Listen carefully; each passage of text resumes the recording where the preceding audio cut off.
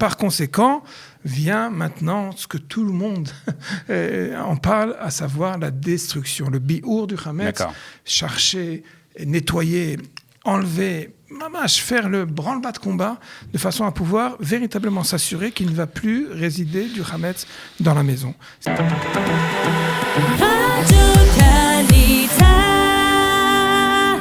Et nous retrouvons comme chaque semaine le Rav Avram Drey. Rav Drey, bonjour. Shalom Olivier, shalom à tous. Alors, on va laisser de côté pour en tout cas quelques semaines les sages séfarades. On avait commencé avec certaines personnalités. On va les mettre de côté. Enfin, on va leur demander leur permission d'abord. Surtout. Et en leur nom, on va parler d'un autre sujet. Exactement, un sujet d'actualité puisque nous nous approchons de la fête de Pessah. Demain, ce Shabbat en tout cas, ce sera Rosh Chodesh Nissan. Rosh Chodesh Nissan. Et donc, bien entendu, Rosh Chodesh Nissan, on commence, bien entendu, les préparatifs de la fête de Pessah. On va faire plusieurs émissions sur la fête de Pessah. On va parler de la cacheroute, on va parler aussi du Seder de Pessah. Mais on va commencer par ce qu'on doit commencer dans les jours... L'emploi du temps, mode d'emploi. Exactement, la cachérisation de la maison pour Pessah. Il a fait Méod. Je me permets qu'est-ce qu'il faut savoir ? Oui, je me permets malgré tout. Et quand tu as dit que Rosh Chodesh Nissan est arrivant, il va falloir commencer les préparatifs. Normalement. Je me permets depuis Purim de faire la remarque, exactement, au nom de nos deux grand-mères respectives, qui se connaissaient également très bien, que si elles nous avaient entendu dire que Rosh Chodesh Nissan arrive et qu'on commence, immédiatement on aurait interrompu l'émission. Je peux vous l'assurer, et je pense que les auditeurs également comprennent de quoi on parle. Alors, mais c'est quand même plus profond quand même, c'est puisque on dit, enfin, une citation, je crois, du Talmud qui dit que dès le lendemain de Purim, on commence à parler Shloshim Yom, 30 jours avant la fête de Pessah, on est préoccupé directement par les lois de la fête de Pessah, qui, à vrai dire, sont les mêmes d'année en année. Oui, bien sûr, il ça faut change pas ça. Mais c'est vrai qu'elles sont tellement nombreuses, tellement mista'afot, avec de nombreux détails, qu'il y a un devoir particulier en ce qui concerne la révision générale qu'il faut faire, et pas seulement la révision, l'application a besoin de temps, que ça soit très clair. Est-ce que quand même, il n'y a pas un moyen de simplifier les choses ? Est-ce qu'on ne rend pas les choses plus difficiles qu'elles le sont ? Là aussi, je me permets de répondre au nom de nos grands-mères, que sur ça aussi, elles auraient fait une grande protestation. Bien évidemment qu'on va appeler ça le Ikaradin, ce que tu demandes, la substantifique moelle, elle est en effet pas si compliquée que ça. Et c'est vrai qu'on peut s'en permettre. Et également, on va essayer de l'expliquer aujourd'hui. Mais je tiens à dire qu'il ne s'agit pas de chercher une solution de facilité. C'est important de comprendre que quand on parle de Pessah, on parle aussi de cette ambiance-là, il ne s'agit pas, Khalila, de panique, il ne s'agit pas d'angoisse, il ne s'agit pas sur ça, il n'est pas question, mais c'est vrai qu'il n'est pas non plus question de faire une sorte de détour, de kvish okef. D'accord. Alors, quels sont les principes, les grands principes on ne va pas rentrer dans tous les détails parce qu'on aurait besoin d'une émission de plusieurs heures. On va essayer d'être clair. Quels sont on va dire, les grands principes de cette cachérisation ? Au niveau de la Torah, c'est très simple. Il y a un interdit formel, strict, sévère et rigoureux qui est l'alimentation, qui est la consommation du Hametz. C'est marqué précisément Venichreta nefeshai, que de consommer du Hametz pendant Pessah, c'est pas moins que sévit par une peine de retranchement, carrément. Et il s'agit vraiment d'un fait sidérant, et ne serait-ce que ça, déjà, ça met immédiatement les proportions.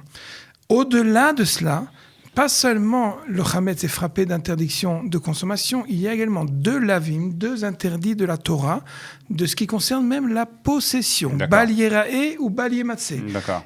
Dans tous les interdits de consommation, personne n'attend que très faute, névélote. Il n'y a pas du tout un devoir de chercher partout dans la maison. C'est interdit tout le temps. D'accord. Donc, on a interdiction...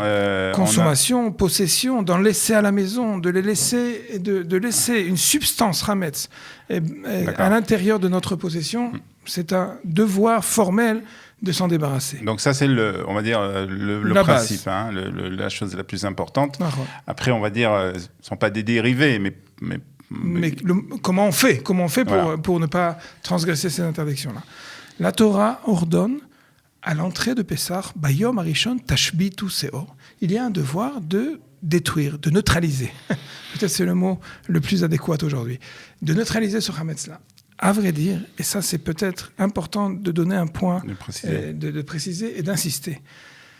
La façon de neutraliser le Hametz avant l'entrée de Pessah, au niveau toranique, c'est très simple. Ça suffit, bitul be'alma. C'est la Gemara qui le dit au début dans le traité Psachim, bien évidemment. Au tout début du traité, elle dit que, exactement, si je me retrouve face à un éclair au chocolat, je ne sais pas, chacun va pouvoir imaginer en fait le Hametz qui lui tient le plus au cœur, et lui dire, écoute, jusqu'à présent, on était des grands amis, on était même passionnés l'un face à l'autre, mais sache que dorénavant, c'est fini entre nous. Les vatel be'alma, annuler le Hametz suffit. D'accord.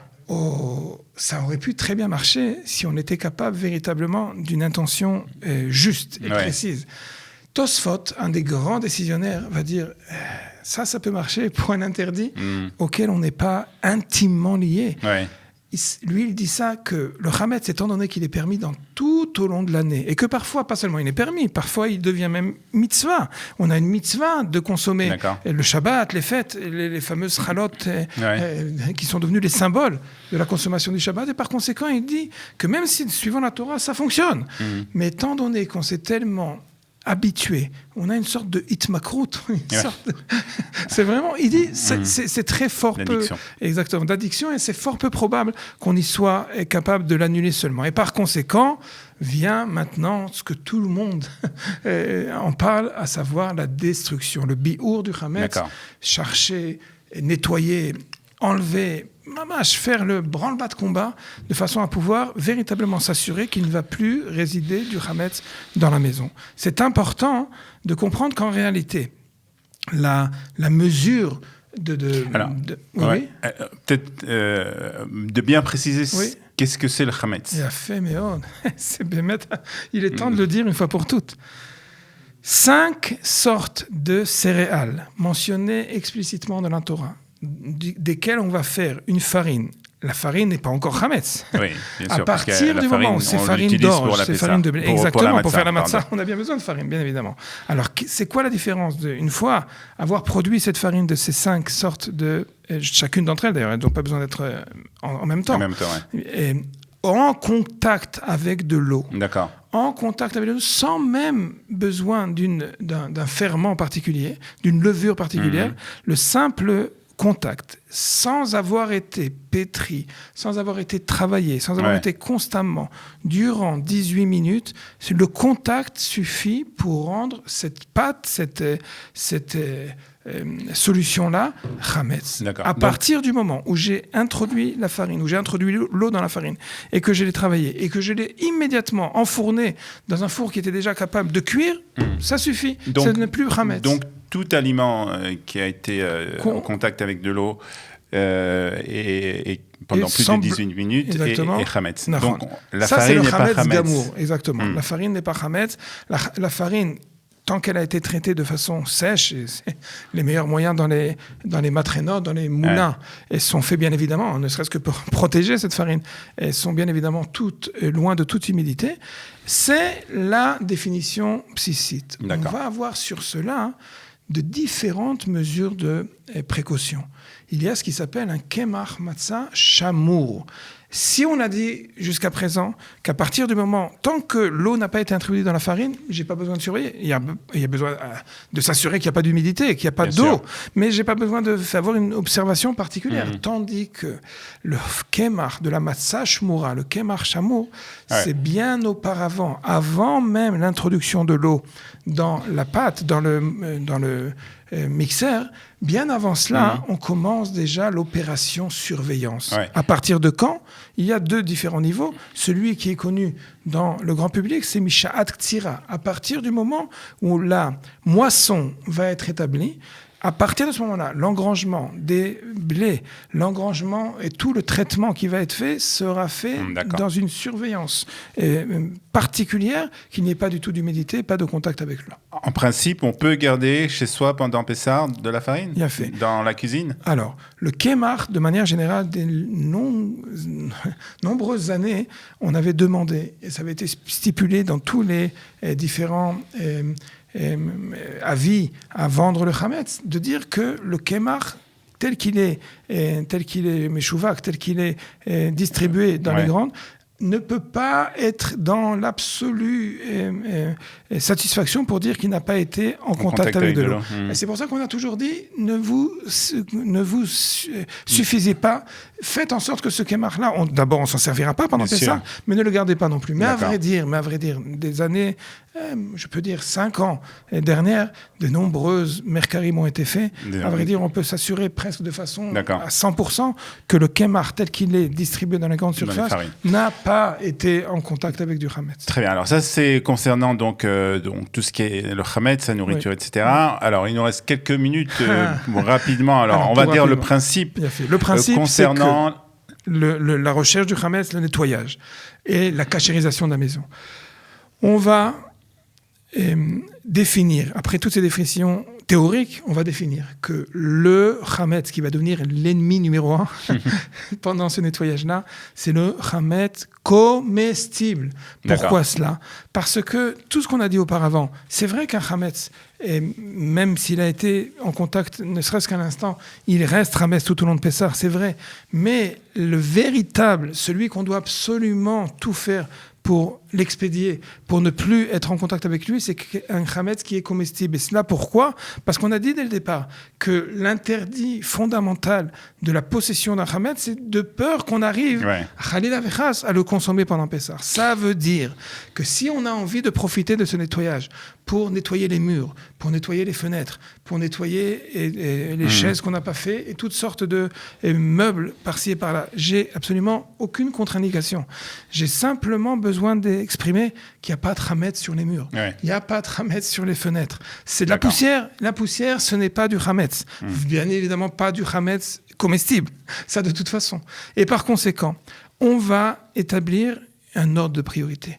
Les forces existent, la volonté, la motivation existent, mais il ne faut pas la dispiller et la gaspiller, j'ai envie de dire. Parce que quand on va arriver dans les derniers jours avant Pessah, et qu'il va falloir véritablement à ce moment-là trouver les forces pour en finir définitivement avec le chametz comestible, si on a passé toutes les énergies, si on a passé toutes les forces sur des différentes étapes dans la maison, et qu'on va se retrouver en fin de compte au moment où on va passer à la cuisine, on va passer au moment où c'est vraiment, ça devient particulièrement périlleux, alors là, il faut faire la part des choses. Très bien. Ben alors on va souhaiter bonne chance pour ces travaux. Mais en tout cas, voilà. Mais comme tu l'as dit ici, justement, il ne faut pas se rendre fou non plus. Non, pas se rendre fou non plus, mais d'un autre côté, se rappeler de nos mamans, de nos grands-mères, de toutes les générations qui faisaient de ce moment-là un moment agréable, un moment véritablement, une ambiance propre et propice à la fête. Voilà, et on parlera la semaine prochaine de la cache-route, des aliments, etc. Qu'est-ce qu'il faut faire attention, etc. Parfait. Mais ce sera la semaine prochaine. Merci beaucoup. Shalom. C'est bon courage.